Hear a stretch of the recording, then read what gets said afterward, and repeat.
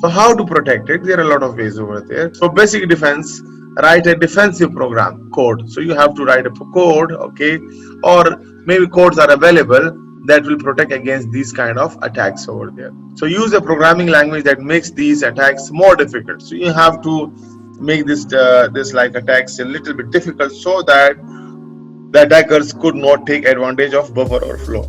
For Windows, there are two defense mechanisms used to against the buffer overflow. So one is called DEP.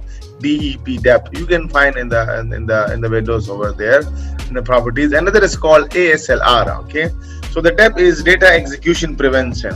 Okay, so the data is not executed into the another adjacent memory over there. And the second one is called address space layout randomization. In this case, you allow the data to be stored in different random places, okay, so that the attackers, okay, even they hack it, they will not know the arrangement this, so the data will be haphazard, but you will know it because you have the key for it. So DEP, what is a DEP? So DEP is a data execution prevention method for buffer overflow. So most modern CPUs support an NX bit to designate a part of the memory for containing only data.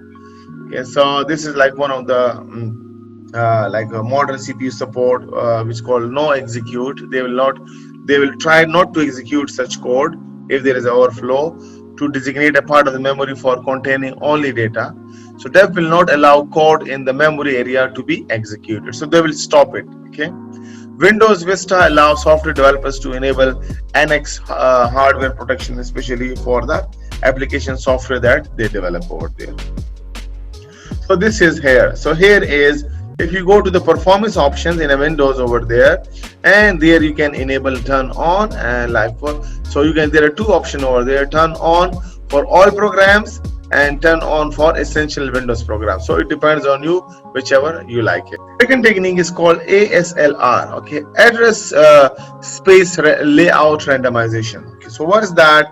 That is randomly assign executable operating system code to 256 possible location in the memory. So there are, like for example, 256 possible location in the memory.